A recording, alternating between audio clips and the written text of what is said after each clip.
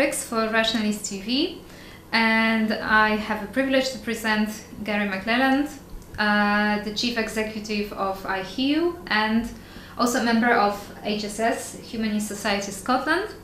And Scotland is the topic I would like to discuss today.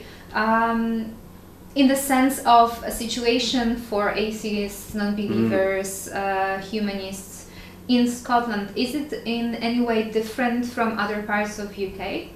Well, Dzień dobry. In terms of Scotland, it is different. There is a different legal situation in Scotland. So, historically, Scotland was an independent country from England, and as you know, they joined together. When they joined together 300 years ago, many things stayed separate. So the education system was and has always been separate from England and Britain. A lot of the banking system, the legal system, some elements of the cultural differences, but it's mostly one culture. So there's a lot of things that were kept very separate. So Scotland has a different situation in regards to religious schools. So we do have state-funded faith schools, but they're very different to the ones in England. They're mostly Catholic. We also have a different situation with regards to humanist ceremonies, which are legal in Scotland but not in the rest of the UK. Scotland was traditionally more religious than England. It was traditionally very Presbyterian, very Protestant, seen as very socially conservative. So for example, when homosexuality was legalised in England in 1967, it wasn't legalised in Scotland until 1981, which is considerable time afterwards. So that gives you an indication as to the lag in social values changing. However, that's probably changed slightly now, where Scotland is now the least religious part of the United Kingdom, which is a big change in the recent 20-30 years. You said before that there are state-founded Catholic schools, and you said that Scotland used to be more Protestant.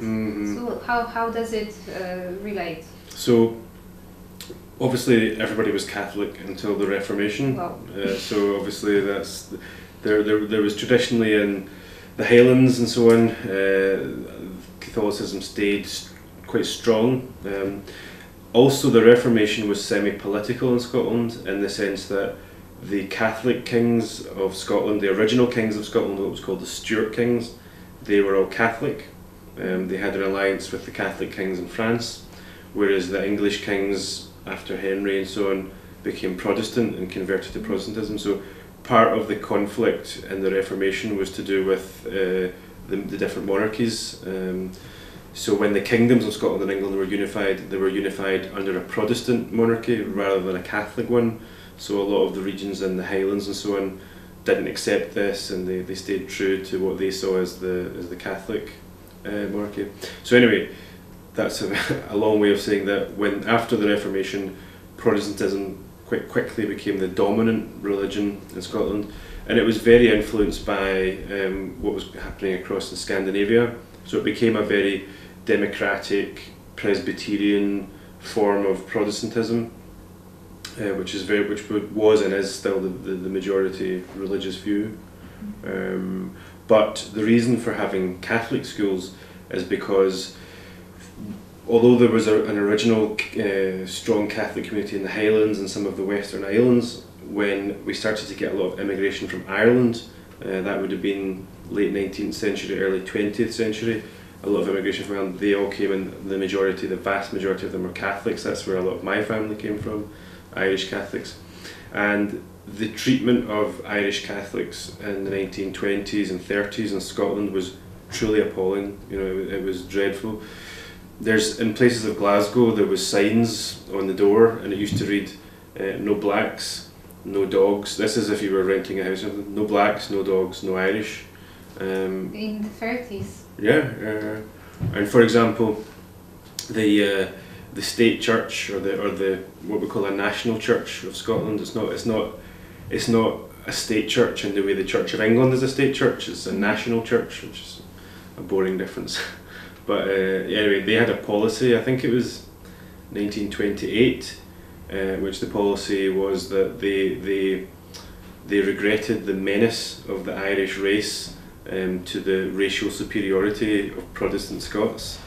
That was the language of the time. Wow. So they saw Irish Catholics as, for example, you know, they were lazy, drunken, womanizing people who, you know, they like to live in their own communities and not socialize with other people, and you know, the religion was kind of paganistic and iconography and all that type of thing. So there was a incredibly serious persecution of Irish Catholics in the early 20th century. So again, that's a long way of saying that the reason for the establishment of Catholic schools in Scotland, Catholic state schools in 1919, was the government recognised that Catholics weren't going to school.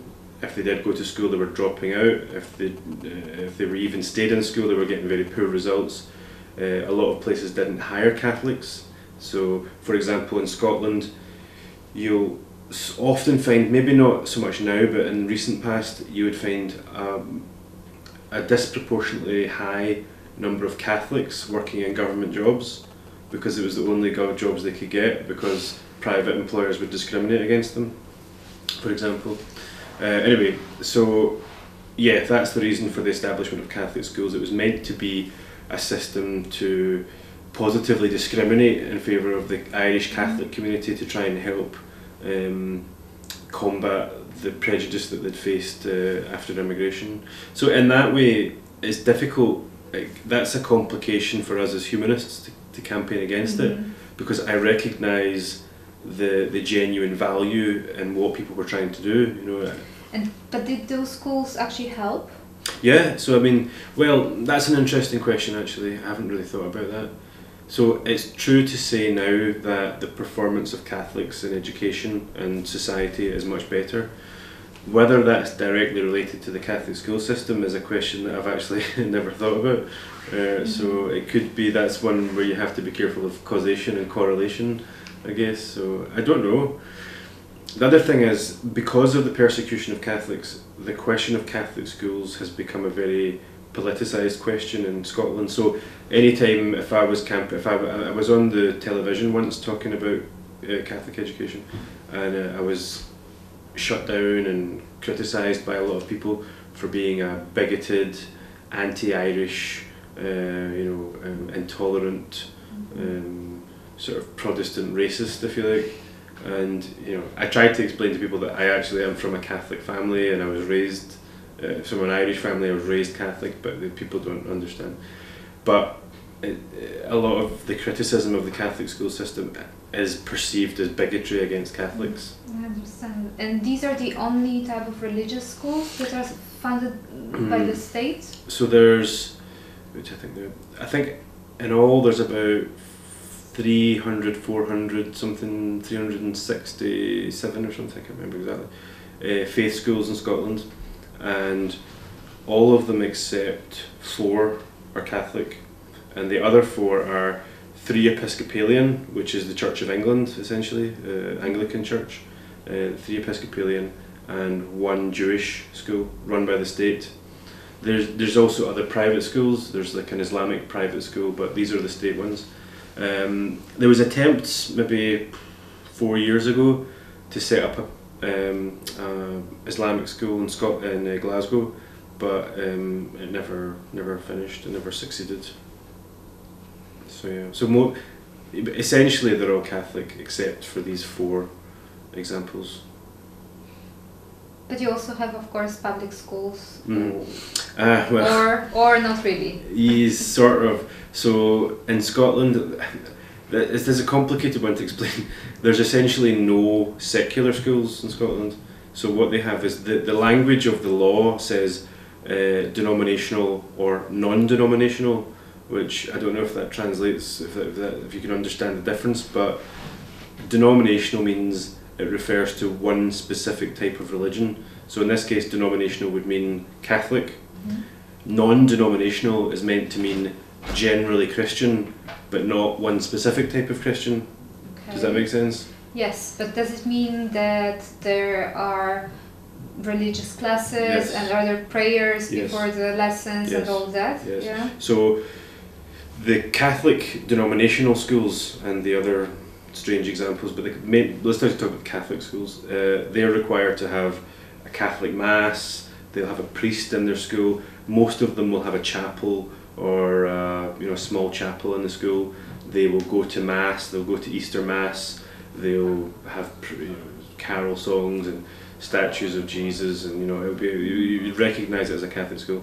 Non-denominational schools probably wouldn't have as much religious, probably wouldn't have any religious iconography. Maybe they would have a small chapel, maybe, but they are required by law to have regular prayers, a minimum of six per year, but it can be as many as you want.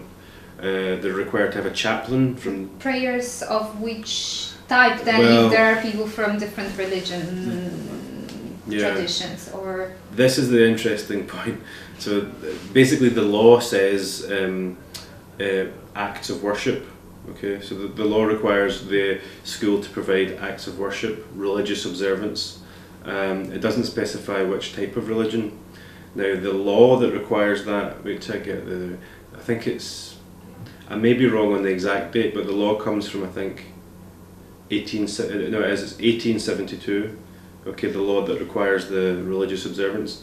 Now, there was if there was very few Muslims and Buddhists and Jews in Scotland in 1872. So I think any reasonable person would understand that law requires Christian prayers. But the government in Scotland, as recently as 2009, issued guidance to schools to say, okay, if you've got a lot of people from different religions, then maybe you can have 4 Christian prayers, maybe other visitors, religious experiences, meditation, something like that. And they said you shouldn't focus on religious observance, you should focus on spiritual development. Wow. And I don't know what that means. What an improvement. Exactly. Well, exactly. So in practice, I think the situation is just completely fudged. Nobody understands what you're meant to do. I remember speaking to teachers in Scotland and saying, what tools do you use to measure the spiritual development of your pupils? And they said, how can you possibly answer that question, So anyway, some people, not the Humanist Society, but some people in Scotland have argued, well, if you're going to treat all belief systems equally, then surely the Humanists should be invited in to lead a session on humanist values. But the Humanist Society always said no, because it would be wrong to say that humanism is a kind of religion. Exactly, and also we would be against forced attendance at humanist services anyway, or humanist reflections. Mm-hmm. So the situation's a bit of a mess, and basically it's the education system in Scotland is very decentralised, so the head teachers of the individual schools have a lot of influence over actually what happens. So quite often what you find is, if it's a head teacher who's very liberal and sceptical, there'll maybe be a couple of prayers, and then maybe they'll invite someone to talk about community values or something. Sometimes they don't even have the prayers, even although they're required to, they just avoid them. And on the other hand, if you have a religious head teacher, very often it's quite a religious ethos within the school. Does it affect also the subjects that are taught at schools, like the theory of evolution and other scientific elements? Are they ever challenged in the schools, or there is no such problem? Well, it's difficult. This is again another feature of the education system in Scotland, is traditionally there's never been a curriculum set by the government. There never ever has. It's always up to teachers themselves or individual schools to create their own curriculum. And the theory in Scotland behind education is, if you have politicians getting involved in setting the curriculum, then it becomes politicised. You shouldn't have a politician who has no experience teaching children giving a list of books or a list of subjects. You should leave it to the experts. So there's never been any evidence in Scotland of teaching creationism. And we would be very alert to anything like that. Never been any evidence of it whatsoever. But at the same time, there was a campaign a few years ago to try and make it illegal to teach creationism in Scottish schools, and it was a very difficult situation for the Humanist Society to take a position on, because obviously we want to be against creationism, and even if it's not happening now, we want to make sure it doesn't happen in the future. Like that's completely true. But at the same time, that would be the first time that the government have intervened in the school to say what you can and can't do in the curriculum, and we were worried that if you set the precedent that the government can now interfere in the curriculum, then if you get a very religious government, they could now start putting religion into the curriculum in a stronger way. Does that make sense?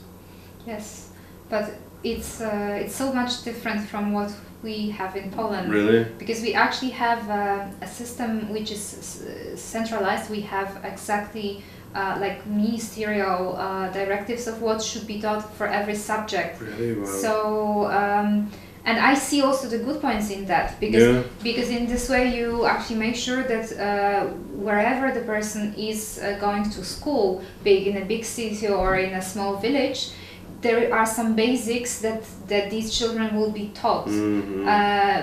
So and it is structured in a way that there are like basic requirements, then additional suggestions, and also some optional more things that teachers can implement or not. So it's not like fully fixed or something, but at least it makes sure that yes, certain basic things are being taught everywhere. Yeah. And well, okay, maybe the example is a bit wrong then that I've given. So in Scotland, the government don't set these things, but there is a list of what we call outcomes. So for example, it doesn't say, you know, you should be able to read a book or, you know, blah blah blah, but it will say something like children should be critical thinkers. You know, it's a very progressive framework. It's called the outcomes and experiences, I think they call it. And the government doesn't set that, but it approves it on behalf of the teaching community, on behalf of the teachers' union or something. And that does give a framework about what the experiences that people should have at school, but it would never go into, for example, saying you should teach this but not that, or you should use this book or not that book, or anything like that detail. But does it give guidelines about actual topics that should be covered, or not at all? No, nothing. Okay. It's maybe a very different system, I guess. It's very different. And it's very different to here in England, where I think it's similar to in Poland, where I've heard stories of government ministers actually writing the list of books the children should read. You know, and that to people in Scotland, that just sounds crazy. Like, why would it be the job of a government minister who maybe does have experience, but to set the curriculum at that detail, when the teacher obviously has a much more contact with the pupils. But anyway, the weaknesses of that system is very open to influence by the school and the teacher. You know, so if you happen to have a very religious teacher or a very religious school, it means that you're very open to the influence going straight into the curriculum, which is a bad thing for sure. And there is no way to really find out what is going on unless someone reports it. Yeah, right? They have inspections. So they have a thing called what do you call it? For some reason it's called Her Majesty's Inspector of Schools. I don't think the Queen's in charge of it, but anyway, and they visit the schools. I think it's every 3 years, and they do an inspection of the curriculum and things. And if there was any big problems, they would report on that to say, you know, it's not being done correctly. What about, if you want to add something on that? No, I was going to say, I guess it wouldn't really be the content they would inspect, but the delivery. You know, so is the teacher professional enough, and are the pupils learning properly and things like that? So, yeah.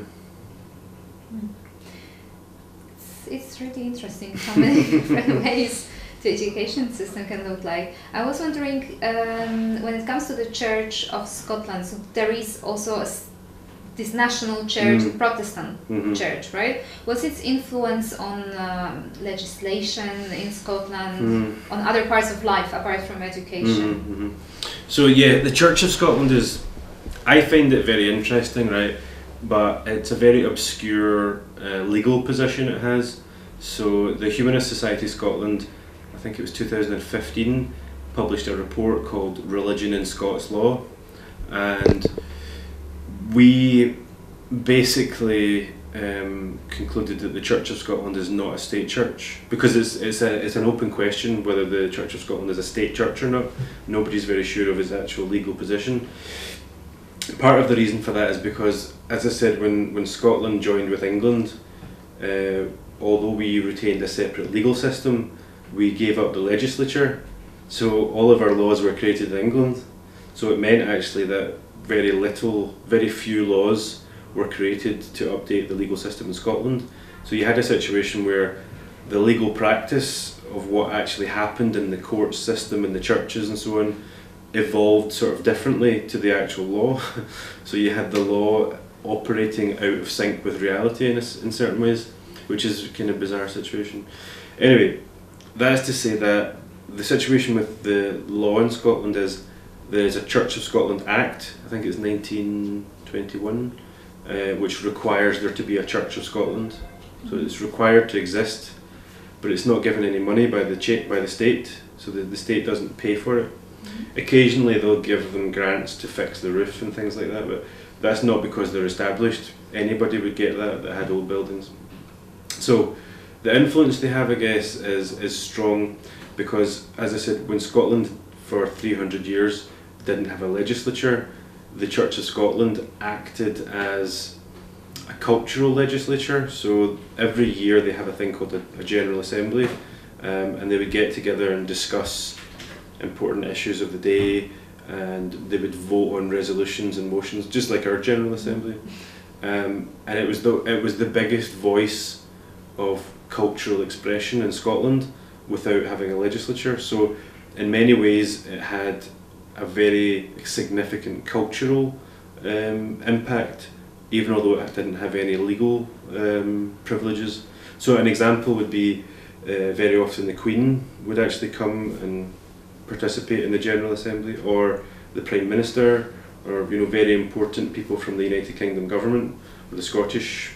There was no government, but the Scottish elites. I don't know what to say, how to call them, but like people from the important people from Scottish public life would often go there to participate in the deliberations. So it had a very serious social influence. Its influence now is waning a lot. It's the membership continues to decline significantly. Most of its members are older. It's having a crisis of funding, giving up a lot of its buildings. So the influence it has now over legislation and public life is significantly smaller than what it ever was before. So yeah, it's a very different legal position than England, which is strange. Yeah. And what do you think is the biggest challenge for humanists in Scotland? I think there's no challenges for humanists in Scotland in terms of them being able to exist. Like humanists are not persecuted in Scotland the same way they are in other countries in the world. The Humanist Society of Scotland, as far as I can remember, has about 15,000 members. It's got staff and things like that. It's very mature organisation, and one of the biggest organisations in the world. One of the top 10, I think, maybe. Anyway, one of the challenges, I think, though, is the denominational education system is very tied up with sectarian attitudes in Scotland. So although now in Scotland a majority of people are not religious, many people, especially people who have an Irish Catholic background, they still feel very strongly about the about the Catholic Protestant issue, about victimisation of both communities. So for example, in Glasgow, where I used to live, grew up, you have these things called orange walks. I don't know if you've heard of that. No. So this is a very strange thing. So basically, the Protestant community in Northern Ireland and Scotland set up a thing called the Orange Lodge, and it's orange because of what do you call the fella from Holland, the guy that invaded, William of Orange, the Protestant that invaded Britain. So that's why it's called the Orange Lodge. but it's basically a Protestant fraternal men's organisation, and it's extremely conservative, quite bigoted organisation. And what they do is, a few times a year, they get big banners, drums, and they walk through the city doing a march, singing songs to do with Protestants defeating Catholics in battles and so on. Very, very provocative. And they walk through areas that are predominantly Catholic, of course, Catholic churches and some Catholic schools. And also there's a much smaller movement called the Hibernian March, which is the opposite, which is Catholics that walk around in other areas and so on. Now this always causes trouble. There's always people getting arrested, small riots and things like that, and it's all to do with this sectarian tribal hatred of Catholics and Protestants. And although most people are not religious, for some reason the influence of this religious sectarianism continues to exist in Scottish society, and it's a complete embarrassment. We're a fully developed country, with lots of exciting things, and yet we still have street fights about divides in religion. And I think, and a lot of the humanists in Scotland think, part of the problem which is making this problem continue to exist is because we still have Catholic schools. So children at the age of 5 years are split up into different schools depending on which religion their parents or maybe even their grandparents happen to be, and it continues to enforce this idea that there's a difference. So that's the biggest problem I think facing humanists in Scotland, is how can we really get a positive message about secular education? How can we convince people about the problems of sectarian Catholic education? And it's not even about the Catholic education, it's just to do with the division, dividing pupils up. How can we make that, how can we explain the problems in a way that people can hear? Because at the moment, as soon as you talk about Catholic schools, all people hear is, you're a bigot. You're a bigot against Irish Catholics, because that's what the experience is. So how can we say that in a positive way, and how can we motivate people and politicians to want to be... Maybe you should open some humanist schools. Oh, well, that's a very interesting point. So I mentioned in 2015 we published this Religion and Scots Law report. One of the findings from that was the law which allows Catholic schools to be set up, it doesn't just establish Catholic schools. What the law actually says is, if there's a group of pupils or parents from one particular religion or belief system, and if they want their own school, then the government must create one for them. So that's why there was an attempt, it didn't work for various reasons, there was an attempt to have a Muslim school, and there's been discussions about other types of school, but there is enough humanists in Scotland, and if they wanted they could have a humanist school, and the government would pay for it. That would be a good idea, to try something new. And do you think so? Well, I think it would be a nice experiment. I don't know about the parents, if they would, but it could be interesting just to show that there can be a different type of school which could be successful, which doesn't have prayers, which focuses more on science, on philosophy, etc., instead of wasting time on superstitions. And that actually kids that go through the education in that school are successful. Maybe that would open a new chapter in the... It's interesting. When I worked at Humanist Society Scotland, and it may have changed since, but the policy was always that we didn't want to set up our own school, because what we said was we were against children being divided. And if that meant divided by humanist and religious, or Catholic and Protestant, then it was the division we didn't like, and we wanted all schools to be secular. Well, yes, of course, that would be the final aim. Maybe they're being too idealistic. It's just that, well, I don't know, I'm just speaking from the experience which we had in Poland, not related to education, something completely different. It was about whether we should have a cross hanging on the walls of public buildings. and people arguing that the cross is actually not a religious symbol but a symbol of Polish patriotic feelings, I don't know, or the state, which is completely untrue. So anyway, it was quite obvious that the Christians wouldn't let the cross be taken off the walls, basically. And then there was another idea that we kind of felt would make sense, which was suggesting that, okay, if you really feel that the cross should be there, then let's make space for other religions and other belief systems, and let's put all of them on the wall, so that you will have at least 10 different symbols.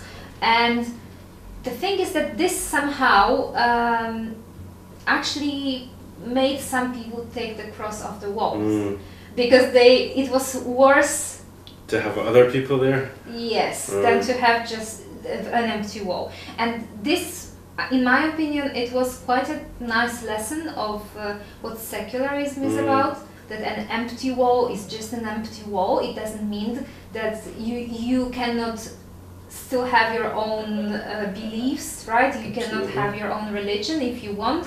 It's your personal choice. It's just that we try to be neutral, and somehow maybe showing that there can be other types of schools than just the Catholic could help with that. But I don't know. Maybe, of course, it's just an idea. Maybe there are so many problems that come with it that it's not a good idea. Yeah.